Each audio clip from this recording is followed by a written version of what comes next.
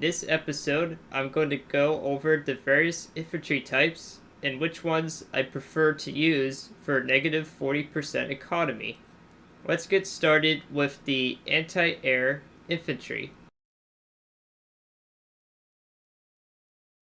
Generally, when I deploy or use anti-air infantry, I usually will use either the mid-range or the most expensive anti-air missile system, depending on a nation's anti-aircraft power on the other tabs you can use to counter air units. For South Korea, I generally prefer to use the SAM Stingers, but since I'm only planning on taking one slot of anti-air infantry, I think it would be wiser to go all out with the Mistral missiles. The Mistral missiles, which I did with clicking pin this unit for comparison, Sam Stinger on the left. If I mouse over, and you'll see on the right here, near the flag of South Korea, there's like a 15 and 30.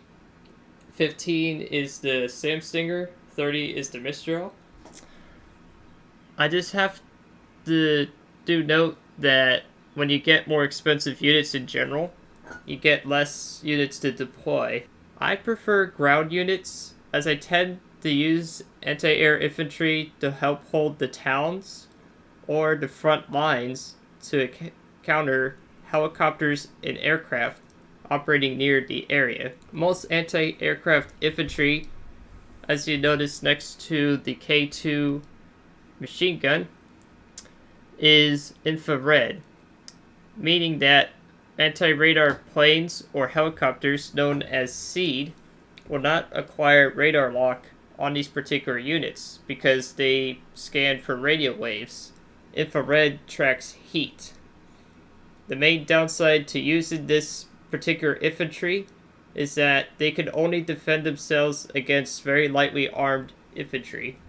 They're not usually used to fight other armed infantry units. They can easily lose a close quarters combat. They need protection or support, such as with better anti-infantry units, such as rifle divisions from this particular tab, or to be nearby other ground units such as tanks or infantry fighting vehicles. So for this deck, I will be taking the Mistral K200s, as this doesn't drive up the cost too much, and it is still sufficiently fast with 70 kilometers off-road and 110 on-road, just like I demonstrated a little bit in the previous episode. So we'll take one hardened slot for that.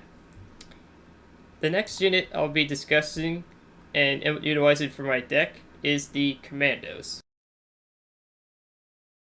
Commandos in this game are generally the highest cost infantry, with usually the best helicopters or ground support units per nation.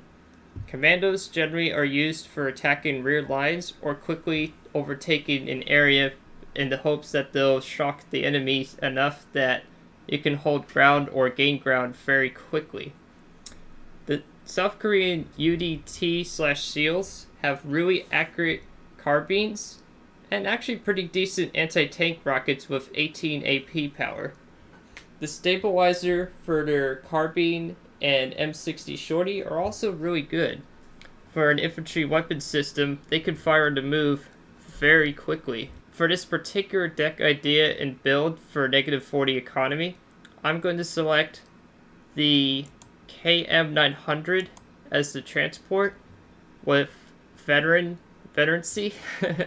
Because it sounds like an oxymoron, because I can deploy 10 of them at once, and that they are also not intended for, like, to spam, but they are there to take ground and surprise the enemy very quickly. Next up, I'll be talking about the Engineer.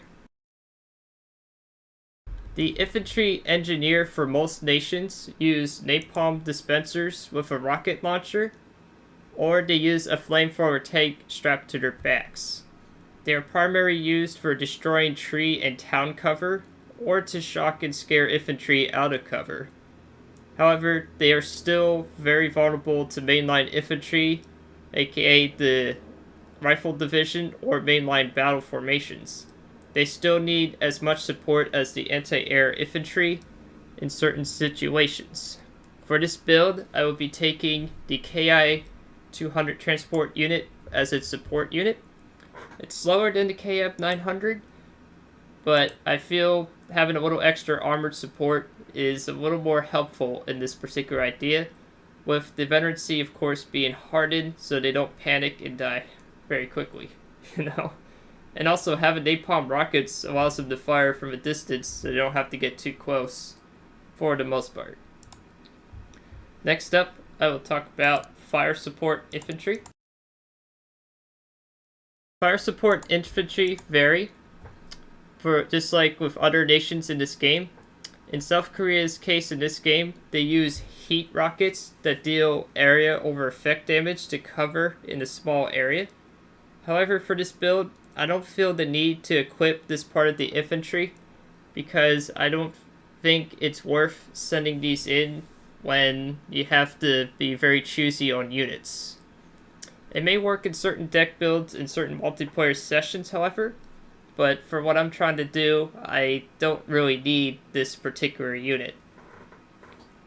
So the next tab or infantry section I'll talk about is reserve infantry. Reserve infantry, like the name suggests, is usually militia or small army. They are in this game just meant to be spammed and hold various areas of the battlefield for a very short time, or to spam en masse. However, in a negative 40 economy may favor these units in terms of cost, they aren't really useful for negative 40 economy because they can get killed so quickly and you can't replenish them. They just are not very good fighters for this kind of situation. Next, and the last division I will cover is the mainline battle division, or otherwise known as rifle division. Rifle divisions in the vast majority of countries in this game are the main line or the bread and butter of your army. They're very multi-purpose and they can be used for a wide variety of roles. Some nations have better IFVs, otherwise known as infantry fighting vehicle, kind of like mini tanks that fight other mini tanks, I call them in this game. But they're very good at supporting the infantry. That's why they're called that. They're made to stay there and fight instead of just drop off, run, and go like hell. Some nations also can get some interesting supporting vehicles that cost a lot, but can synchronize with the army and support role very well, in fact. For South Korea, they have two lines of infantry. Regular, which is the Su and the Su-85s, which you see right here under training. Or shock troops, which is the, oh god, I can't pronounce this very well. Young infantry. They are the shock troops, which are almost as good as elite units in some aspects. They usually have more health and are better suited for brawling other shock troops or holding a line for a longer period of time. For this deck, I will take the Su-85s because, as I pinned this for comparison here, they have better anti-tank rockets, 3 more pen, 10% more accuracy for the M72 LOL series. They have a little bit better battle rifle with the K2 being an improvement on the M16. And I think that's pretty much all it gets improved on the infantry unit. The Su-85s also get IFVs, which is the KFV-25, which has a 25mm autocannon that you can use for support against other lightly armored units and helicopters to a certain range. And the KAFV-40/50, which is a prototype.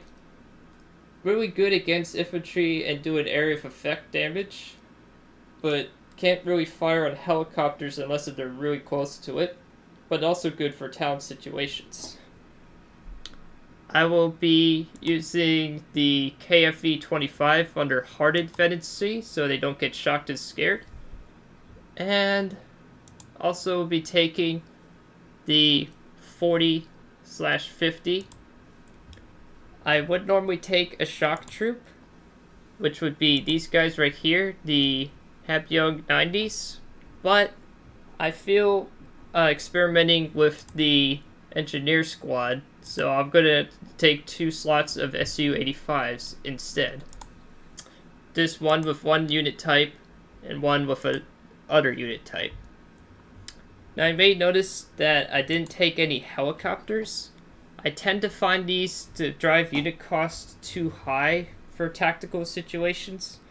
They are useful on certain maps, but you have to micromanage them with unloading and offloading, and also have a tendency to have really bad luck getting these choppers shot down because they tend to put them too close to situations that they really shouldn't be in the first place.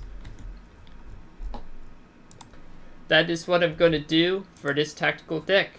I have 1 anti-aircraft, 1 commando, 1 engineer squad, and 2 rifle divisions. If I find the engineer squad not being helpful, I may switch them out for the Hamyoung 90s in its place, because they may be more versatile and useful, but I have to experiment with that. So with that economy build plan in mind, I think this is a solid pick for most of these troops to take to the field. My main concern still is the engineering squad, but I'll see what they can do if I can get them into position and see what happens. I hope you liked this video. But next up, I'll be covering the support deck of South Korea for this idea. This is Rigsters Journey, signing off.